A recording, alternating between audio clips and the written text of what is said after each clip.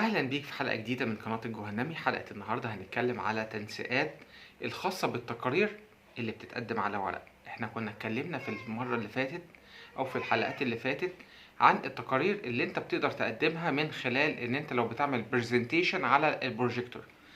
المرة دي لو انت عايز تعمل تقرير على ورق وعايز تعمل اعدادات الطباعة بتاعتك، بحيث ان انت لما بتطلع تقرير احيانا بتلاقي مثلا الورقة مترحلة معاك يمين شمال، مش ظاهرة كل الحاجات فيها، فبتضطر ان انت تطبعها على ورقتين. طب ما انت ممكن توفر ورق، وفي نفس الوقت ان انت لما بتيجي تقدم التقرير بشكل مظبوط لمديرك، فهو بيشوفك ان انت لو مش مظبط الورق او مش مظبطه، بيحس ان انت شغال بشكل مبتدئ، بان انت مش محترف. ده فالموضوع ده بيديك فاليو او بيديك قيمة، ان انت بيظهر شغلك بشكل ان هو بيكون احترافي، علشان خاطر ان انت لما تيجي تقدم التقرير بتاعك تظهر بشكل لائق، فمحدش يعلق لك على التقرير بتاعك. محدش يعلق لك على التقرير بتاعتك. بعد المقدمة الجميلة دي ندخل بالانترو.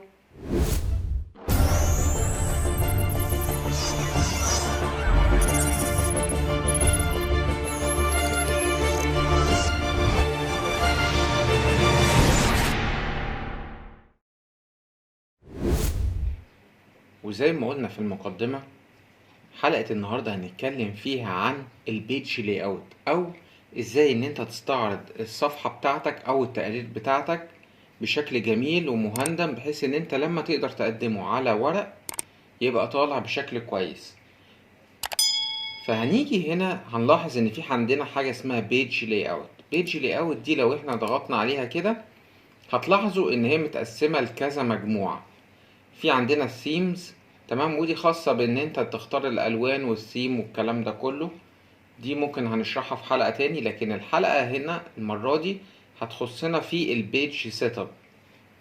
واول حاجة معانا هتلاحظها هي المارجنز. مارجنز دي بتكون اللي هي الفواصل، بحيث ان انت تبدأ الكتابة منين في الاكسل.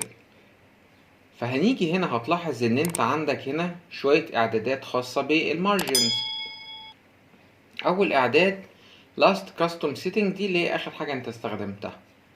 النورمال ده اللي هو الوضع الطبيعي بتاع المارجنز بتاعك، والوايد اللي هو بيضيق على الكتابة. زي ما انت واخد بالك كده، المارجنز اللي هي المسافة دي اللي ما بين حد الورقة نفسه وما بين الكتابة، اللي هي الجزء اللي هو الكتابة طبعا بتبقى في المربع اللي في النص، فهي الجزء اللي هي الموجود ده. الوايد زي ما انت شايف ان هو قلل لك مساحة الكتابة طبعا.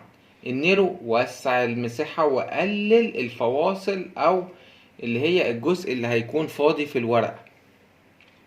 زي ما انت شايف التلات اختيارات. طيب حضرتك تقدر تختارهم؟ تقدر تختار اللي انت عايزه من التلاتة دول، وطبعا دي لو انت عامل مع نفسك مارجنز.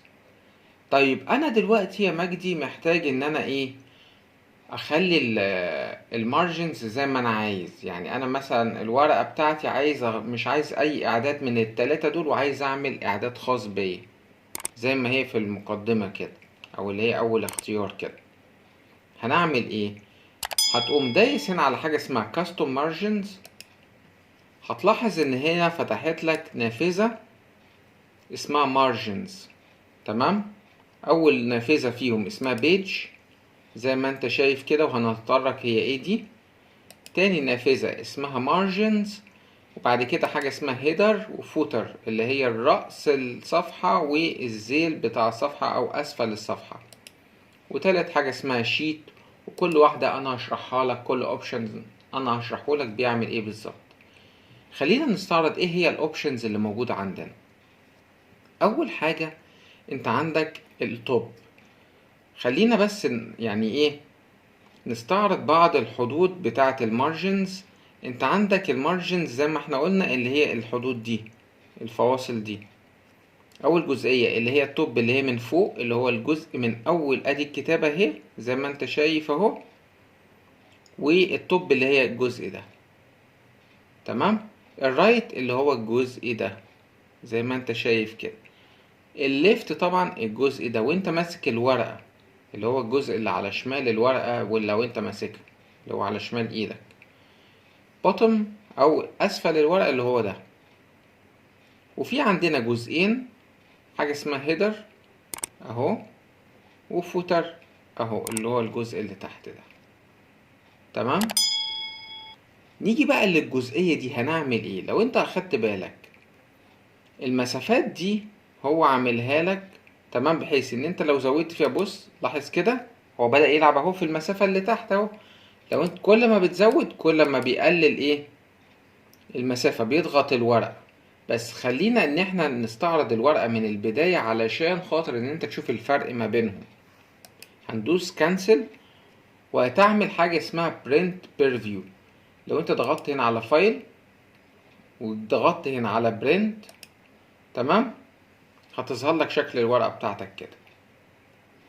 جميل الكلام، جميل الكلام. لاحظ كده، ركز في الورقة، بص الشكل عامل ازاي. نرجع مرة تاني ونقوم ضاغطين على ايه، على margins، وبعد كده custom margins، ونزود هنا المسافة. تمام، ونضغط اوكي، ونعمل كنترول بي علشان خاطر نعمل print preview. لاحظ هنا انه ضغط لك الورقة لتحت وساب لك مسافة فاضية هنا، margins او الحيز هنا. جميل الكلام، جميل الكلام. لو جينا هنا وقمنا عاملينها custom margin، قمنا مرجعين الكلام ده، هي كانت 75.75 وقمنا جايين قللناها مثلا، شلنا المارجن، ضغطنا اوكي، عملنا كنترول بي. بص لاحظ هنا لازق اللي هي الكتابة نفسها فوق. طيب هنستفاد بايه بالنقطة دي؟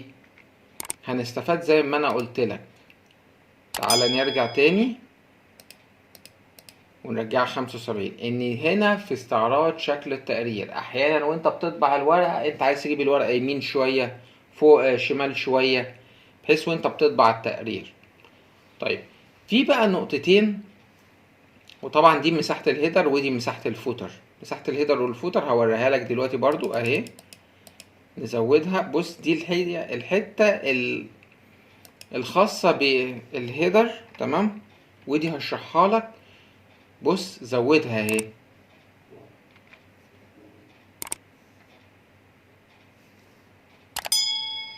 هشرح لك هي فين بالظبط في الورقة.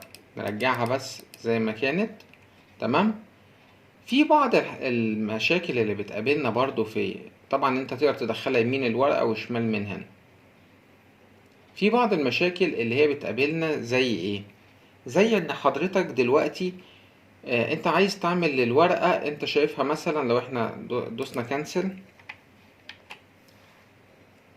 انا دلوقتي عايز اخلي الكتابة دي تبقى في نص الورقة، ولا هي جاية يمين ولا جاية شمال. يعني بص لو انت اخدت بالك ان المسافة دي اكبر من المسافة دي شوية، انا دلوقتي عايز اخليها في الوسط بالظبط. تمام. هو مضغط على، في عندك حاجتين، لا اما horizontal لا اما vertical. تمام. ايه بقى دي وايه دي؟ vertical زي ما انت شايف كده انه عملها لك في النص ما بين الفوق والتحت، اللي هي التوب والبوتوم. تمام. لكن الهوريزونال او الهوريزونتال خليها لك ما بين يمين وشمال. ولو انت ضغطت اوكي وضغطت كنترول بي تاني، هتلاحظ ان هو وسطن لك الكتاب. تمام. طيب انت لو انت برضو عايز تخليها تبقى متوسطنة ما بين فوق وتحت، ضغطت اوكي وهتدوس كنترول بي، هتلاحظ ان هو حط لك العلامة كلها هنا. تمام. نرجع لكاستوم مارجنز. زي ما انت شايف كده، انت ممكن تقوم عامل ايه طبعا من هنا برضو برنت بيرفيو، ده برضو من ضمن الحاجات. ونكتفي بهذا القدر. وزي ما شفنا في حلقة النهاردة ازاي بنعمل التقرير او اللي هي الحاجات الخاصة باعدادات الطباعة. ياريتك لو في اي حاجة واجهتك اكتبها لي في تعليقات، وانا في الحلقات القادمة ان شاء الله هبدأ ان انا اركز عليها، ولو الموضوع تطلب حلقة معايا هعملها لك مخصوص. سلام. وزي ما شفنا في حلقة النهاردة ازاي ان انا بعلمك ان انت تعمل اعدادات الطباعة الخاصة بيك. يا ريتك لو في اي حاجة مواجهاك او انت